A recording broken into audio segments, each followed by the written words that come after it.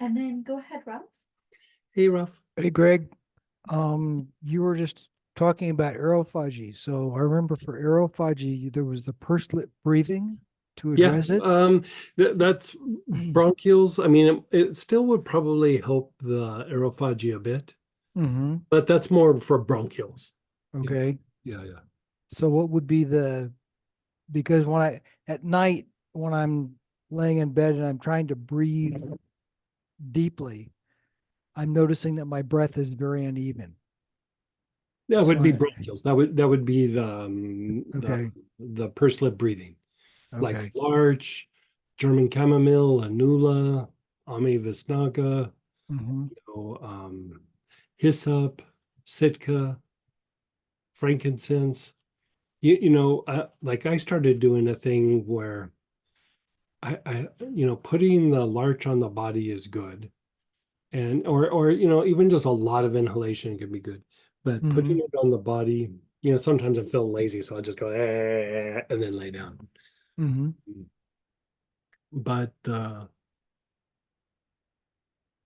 thing that I started, because it's like it works good, but like how can I make it better?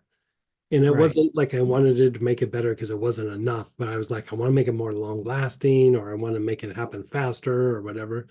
And so I think the idea of using a few drops of frankincense internally can make the body like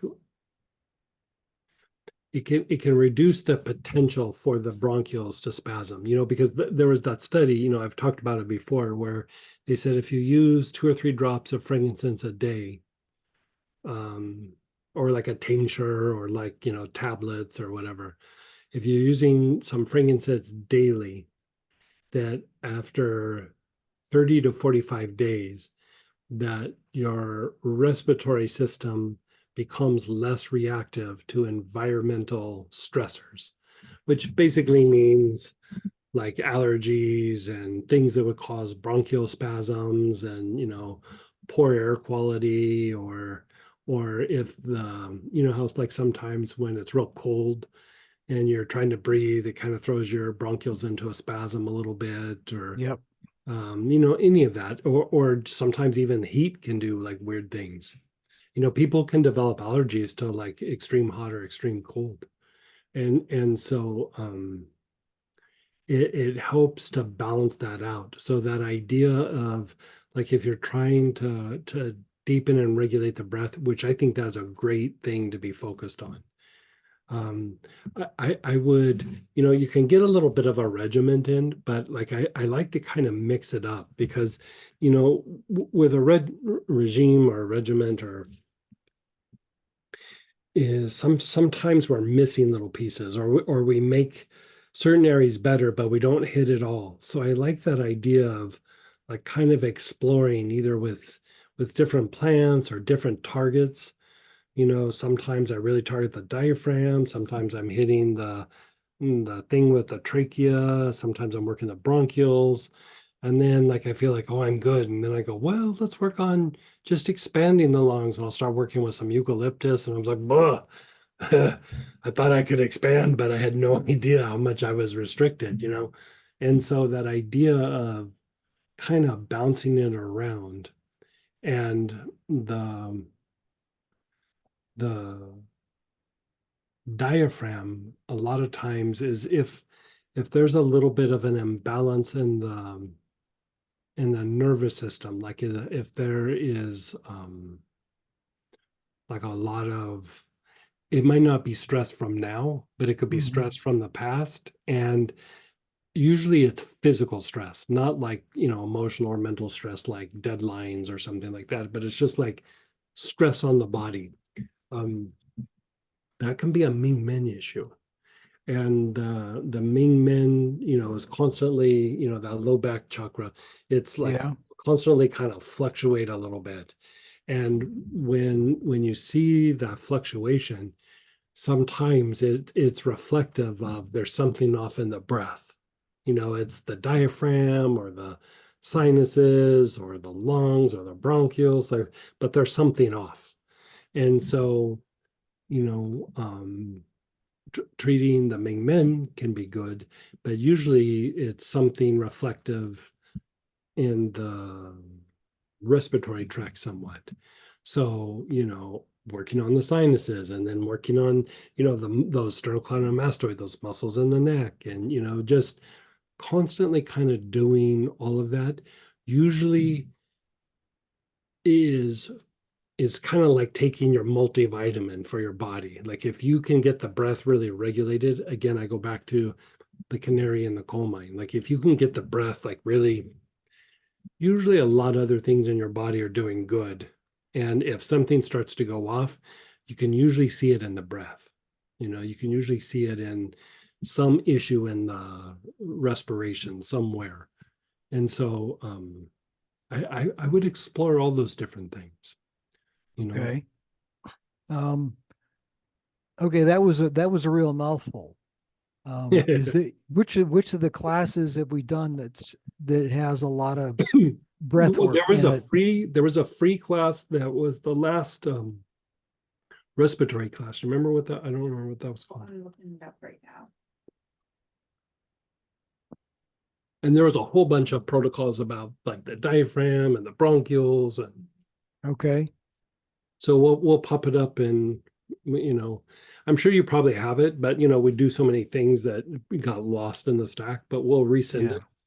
Well, like I And said, I would especially definitely explore that. And I now that we've done the auric programming and the vibrational healing, like I'm going through and like looking at my notes again, and I want to kind of even like boil it down and make it simpler, but have it just hit auric program, vibrational healing, some other little component, and then the symptom itself.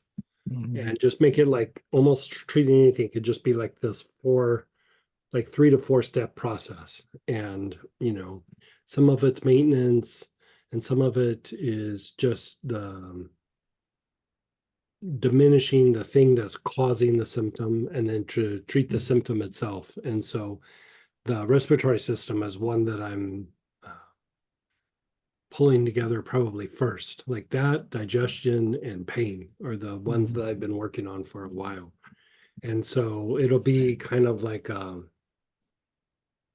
byproduct of all the different classes that we had, but boiled down to where you can just go and look at the protocol in front of you and not even have to go access things other places. You can just look at it and it's like boiled down and ready to go. That would be handy. Yeah. Okay. This weekend you were talking to Laura about putting spikenard on her arms and legs. Yes. Was she using a body tonic for that? You could do it any way you want. Body tonic would work, ointment or rollerball. You could also like dab it on the joints. And if you only have a little bit, I'd sit and do the inhalation on the areas. Mhm. The thing that's nice about putting it on or dabbing it on, it takes like 2 minutes or a minute, Yeah. where when you sit down to do the inhalation, it might take you 10, 15 minutes or whatever. And so, and you're wanting to do it kind of consistently. So I would Mhm. say, knowing yourself and your schedule, whatever, I just tailor whatever works best for you and go that way, but any of it will work. Okay. All right. So I'm gonna Yeah. have to get some more spikenard because Yeah.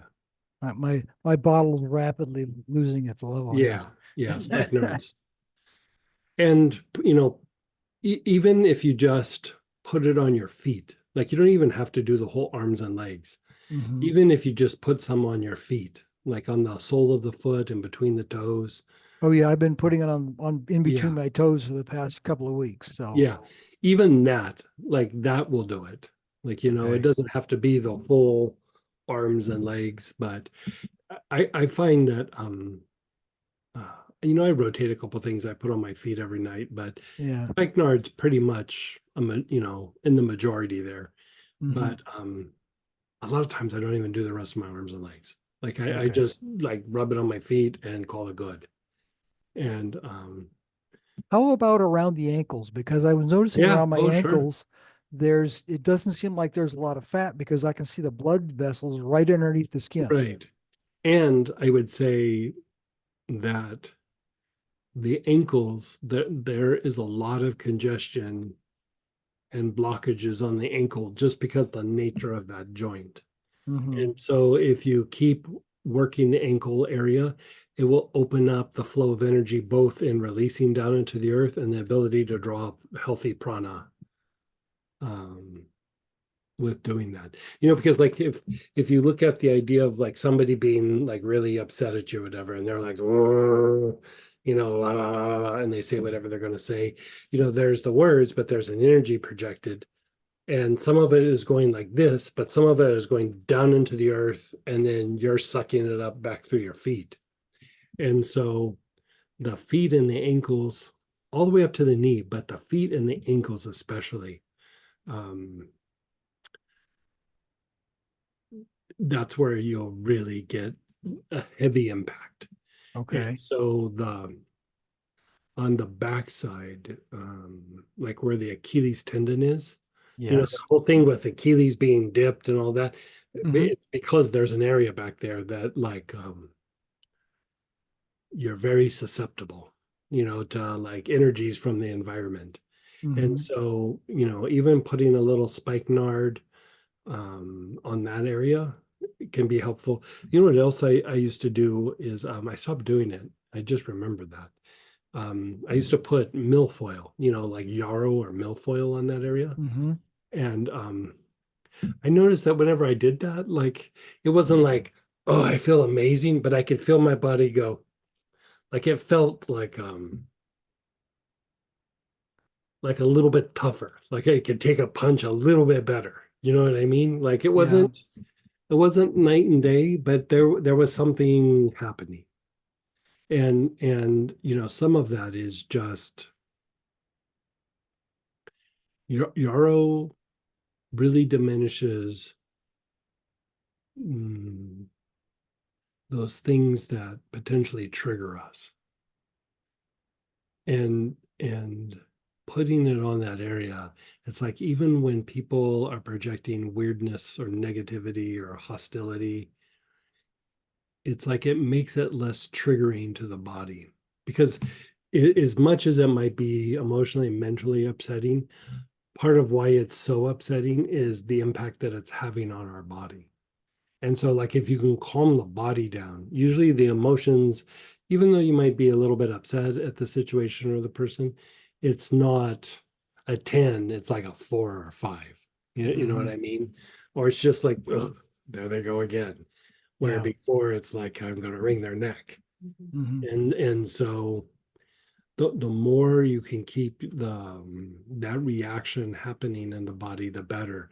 And a lot of times it's the feet. Because if you look at it from like through the physiology, we get a lot of stimulation of neurotransmitters and things with our feet. And so, like, remember in the old days when we were talking about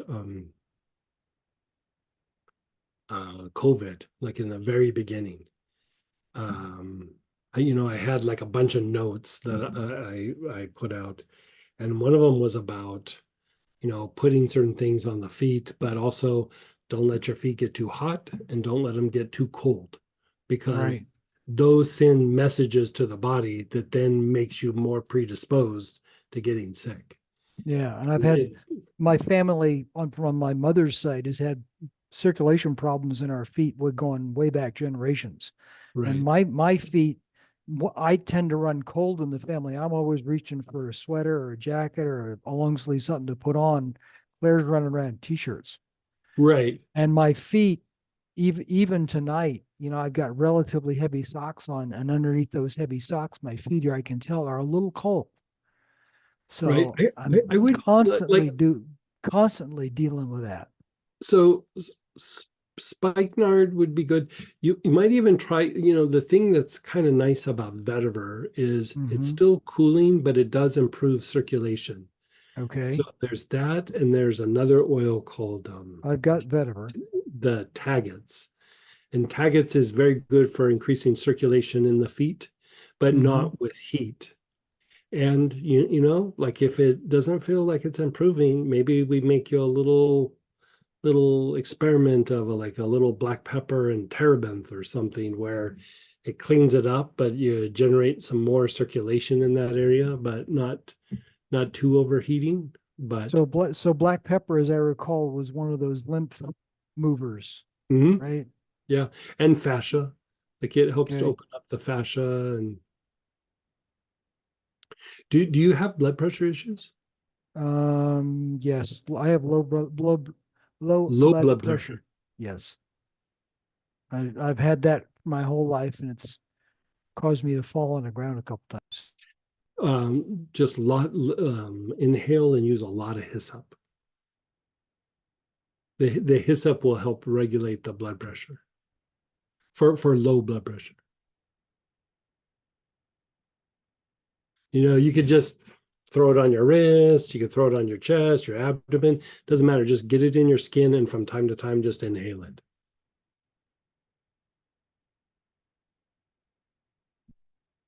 Like it helps to stimulate and regulate the medulla. And so it's like an old school remedy for low blood pressure. Okay. All right. Yeah.